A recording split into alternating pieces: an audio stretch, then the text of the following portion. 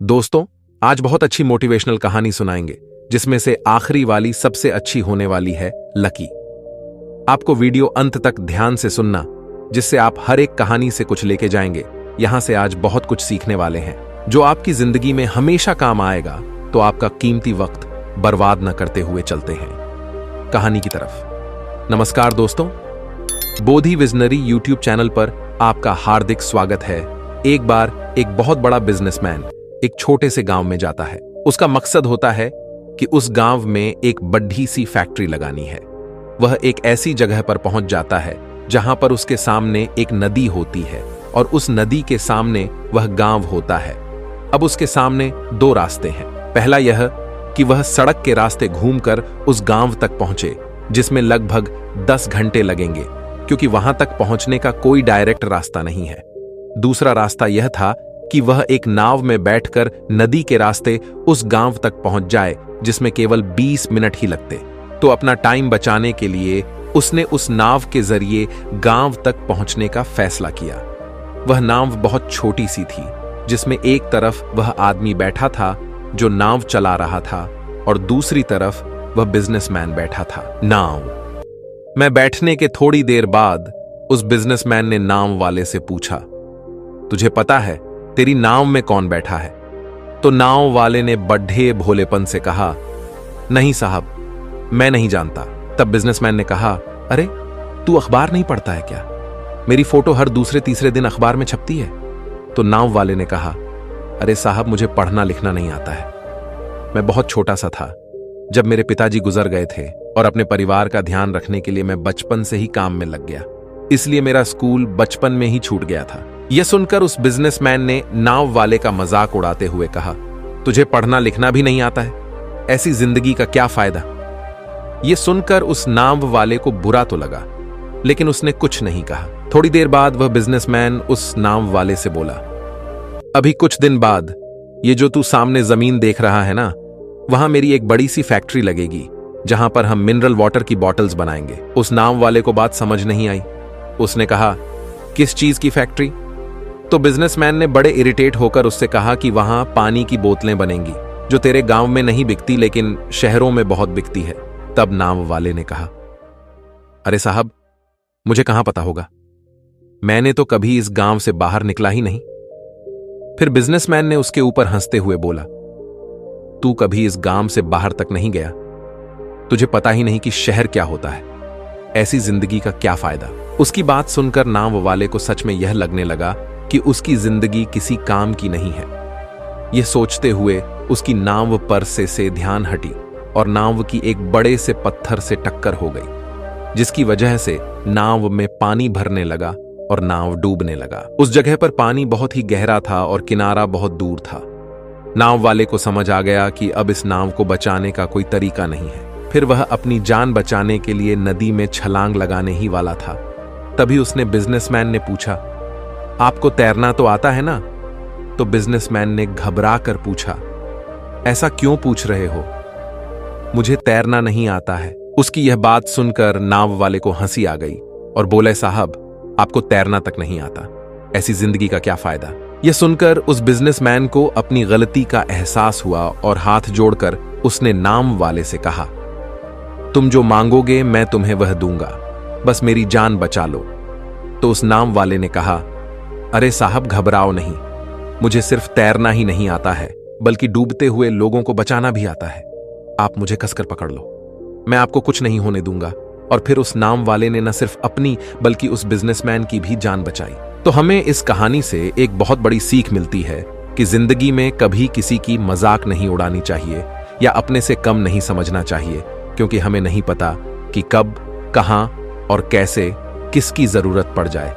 चलिए चलते हैं दूसरी कहानी की तरफ। एक बार एक छोटी सी बच्ची हाथ में मिट्टी की गुल्लक लिए भागती हुई एक दवाई की दुकान पर गई। वह काफी देर तक वहां पर खड़ी रही, लेकिन दुकानदार का ध्यान उस पर नहीं गया, क्योंकि वहां पर काफी भीड़ थी। वो बार बार यही बोलते रहे कि वह कल आ जाएगा, लेकिन वह अभी तक घर नहीं आया है। तभी मैंने देखा कि मम्मी रो रही थीं और पापा उनसे कह रहे थे कि हमारे बेटे के इलाज और दवाइयों के लिए जितने पैसे चाहिए उतने पैसे मेरे पास नहीं हैं।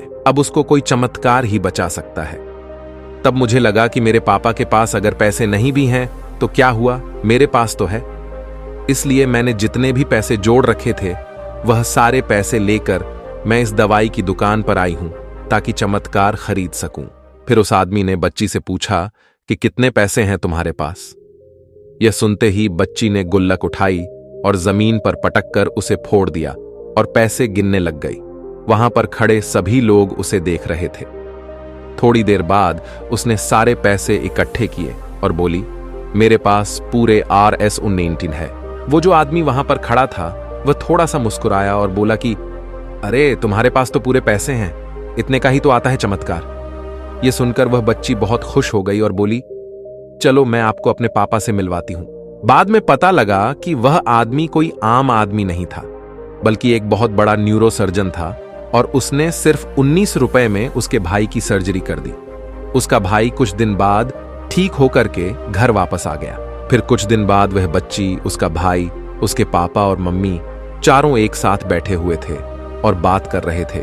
तभी उसकी मम्मी ने उसके पापा से पूछा कि अब तो बता दो, यह चमत्कार आपने किया कैसे। तब उन्होंने अपनी बेटी की तरफ देखकर कहा, चमत्कार मैं नहीं, इसने किया है। तो यहां पर एक बहुत बड़ी सबक है जो हम उस छोटी सी बच्ची से सीख सकते हैं। जिंदगी में कभी कभी ऐसा होता है कि हमको कोई रास्ता नजर नहीं आ रहा होता है और हम लोग हिम्मत हार जाते हैं। तब हमारे अंदर एक बच्चा होता है जो कोशिश करने से कभी पीछे नहीं हटता है। वह हार मानने को तैयार ही नहीं होता है क्योंकि उसको ना शब्द समझ नहीं आता है। वह बच्चा जिसके लिए कुछ भी नामुमकिन नहीं है कि क्योंकि वह हर हाल में कोशिश करता ही रहता है। चलिए चलते हैं आज की अगली कहानी की तरफ। एक छोटे से गांव में राम नाम का एक गरीब किसान रहता था। उसके पास बहुत कम जमीन थी, लेकिन उसका दिल बहुत बड़ा था।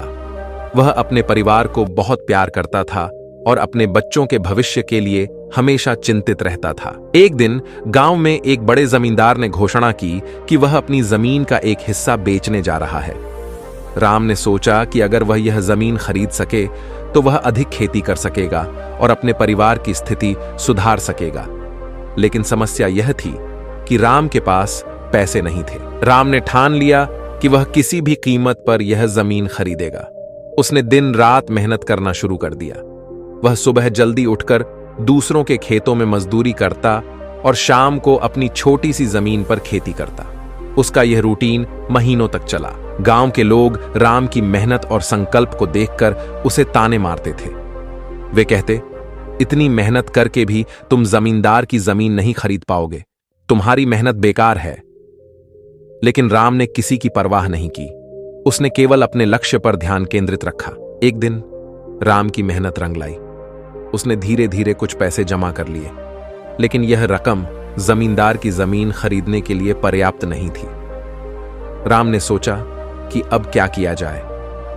उसने गांव के सरपंच से सलाह ली। सरपंच ने उसे सुझाव दिया कि वह अपनी मेहनत और ईमानदारी को जमींदार के सामने रखे।